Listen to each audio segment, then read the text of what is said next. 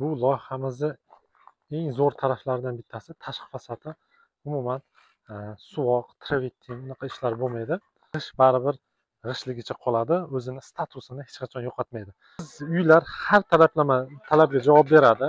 G'ishtli, yer qimirlashga, issiq sovuqqa, yozi kunida, qishni kunida isitish muammo emas, issiqlikni ushlab qolish muammo. Mana shu uylarimizni bitta konditsioner bilan isitishga fokus qaratganmiz. Misol uchun Yevropa, Norvegiyalarda juda ko'p joylarda shunaqangi utepletel qismiga katta ahamiyat berishadi va -5 gradusgacha uyga o't yoqishmaydi. Juda ko'p klientlarimiz уже sinovdan o'tkazishmoqda. Ertalabda sovuq tushganda uyning ichi issiq, kunduzda mana quyosh chiqib isib ketganda ichkari salqin bo'ladi.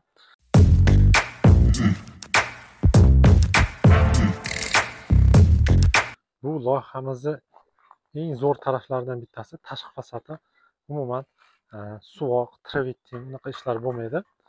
Tayyor bitib ketyapti. Tez, sifatli, uzoq xizmat qiladi. Noodatiy, chiroyli. Agar yana bir bor chiroyli chiqqan bo'lsa, noodatiy chiqqan bo'lsa, sizlardan bunday qilib aytganda поддержка desa ham bo'ladi. Like, подписка tugmasini bosib qo'yinglar. Kommentariyga albatta yozib ketinglar. Kimga shunaqangi utepленный, energiya tejamkor uylar kerak bo'lsa, aloqaga chiqinglar. Pastga Instagram silkasini, Telegram silkasini, gruppami va Telegram raqamimni qo'yib qo'yaman. Bemalol ovozli xabarmi, SMSmi, sizlarga qanday qulay bo'lsa, shunday savollar bo'lsa berishingiz mumkin. Telefon qilsanglar ololmasligi mumkin, lekin Telegramda albatta yozsanglar, WhatsApp nomerimni ham qo'yib qo'yaman. Chet eldagilarga aloqaga chiqsanglar, bemalol ishdan keyin sizlarga to'liqroq ma'lumot berishga harakat qilaman. Bu uyimizni adashmasam xuddi mana shu joyda fundamentida va g'isht boshlashdan oldin chiqargan edik. Video mana xudo xolasa uyimiz tez va sifatli bitdi. Tomishlarni ham alohida chiqarib boraman.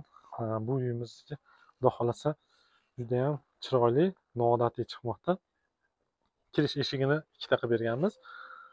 Kimda kim yo'q, menga bitta eshik ham bo'ladi desanglar, kirganda chap qo'lga eshik qilamiz. Mana buni deraza qilib berishimiz mumkin. Bu uy egalari shunaqa ikkita qilishni xohlashgan. Sababi işte bir-biriga mana bu korpusda bolalar yashasa, bu yoqda er-xotin yashasa bo'laveradi. Ikkovini ham sanuzel, hamma shart-sharoitlarni qilib berganmiz. Qulayliklarini. Betonlarimiz ham tayyor miksiga qo'yilgan, sifatli. Ichki devorlari ham havasga urilgan, juda ham chiroyli. O'zingizlar ko'rib turibsizlar. Har taraflama xuddi shunaqa devor bo'ladi. Boshqa shtukaturka, travertin, boshqa narsalarga qaraganda g'isht baribir g'ishtligicha qoladi, o'zini statusini hech qachon yo'qotmaydi. Agar kimda kim qimmatroq g'ishtlar xohlasa, masalan, rossiyskiymi, Turkmanistonnikimi, qayerdagi bo'lsa, shunlarni ham kombinatsiya qilib qurib berishimiz mumkin va patkulish ham qurib berishimiz mumkin. Shoshilinglar, nimaga desanglar, 2026-yildan narxlarni ko'taramiz. Hozir ulgib qolinglar zakaz qilishga. Assalomu alaykum do'stlar. Bugun ish kunimizni 12-kuni, xudo xolasa mana shu proyektni fundamentdan tashqari mana ko'tarib bolalar oxirgi ishlarni qo'yishmoqda. Sizlarga ma'lumot tariqasida aytib ketadigan bo'lsak, bu uyimiz ham xuddi shunaqa utepленный uylardan bo'lyapti. Buni sizlarga videosini ham chiqarganman, fundamentini va devor boshlanganda adashmasam chiqarganman. Endi bu qurilishga ham, blogerlikka ham ancha vaqt ajratish kerak, jinday qunt qilish kerak ekan, to'g'ri tushunasizlar. Lekin eng zo'r manfaatli video qilib chiqarishga harakat qilaman. Shuning uchun like, podpiska tugmasini albatta bosib qo'yinglar. Xo'p, bo'lmasam qani ketdik. Birinchidan tashqi fasadlarimiz bundan ham chiroyli bo'lgan.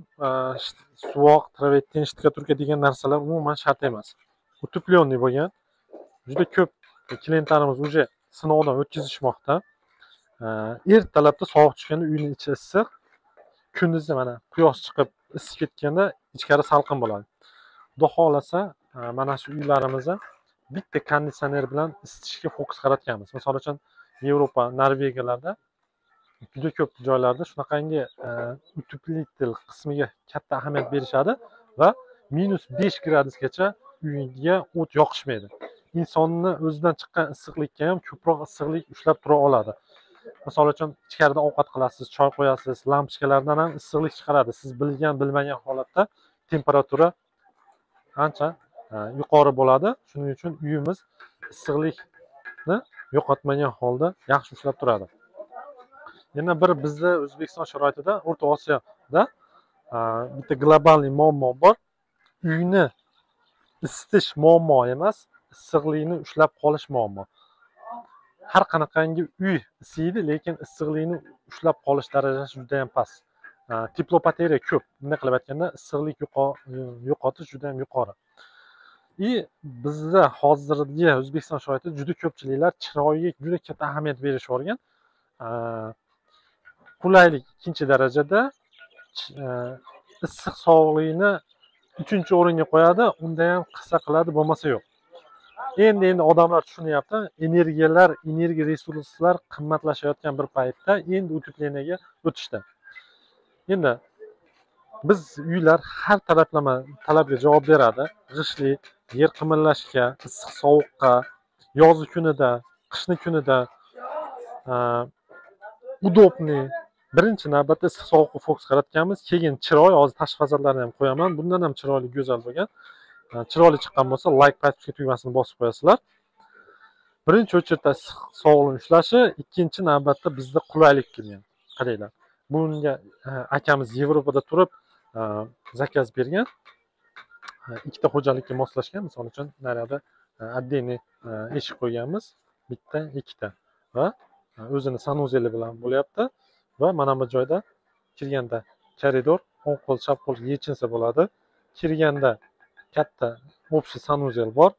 Детский, bu kuxnya, bu ham детский. Общий hisoblaganda kuxnya bilan 5 xona, koridorlar bilan 6 xona bo'lyapti. Eng qizig'ini aytsak, mana shu akamizni Yevropadan turib zakaz qilgan. Xudoga shukr, odamlar ishonib zakaz qilishyapti va yutishmoqda. Hali yuzma-yuz uchrashib gaplashmaganmiz. Xudoga shukr, bir-birimizga ishongan holatda davom etyapmiz. Sifat darajasi ham har taraflama video otchot, foto otchot qilib boryapmiz. Uyda egasi ko'rib turgan bo'lsa ham, Andijondan alangalik salom. Demoqchi bo'lganim, Xudo xolasa 2026dan komandani yana ham kattaroq qilib, butun O'zbekiston bo'yicha qurish niyat bor. Agar kimga shunaqa uylar kerak bo'lsa, Andijonga kelib, qurgan uylarimizni ko'rib ketishlari mumkin bemalol. Ishonchli. Misol uchun bitta proyektni men olganimdan keyin oxirigacha yetkazishga harakat qilaman.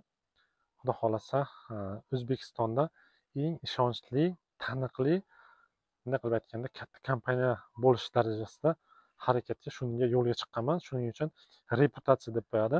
Ishonch bizda birinchi narsa. Sog' bo'linglar, salomat bo'linglar.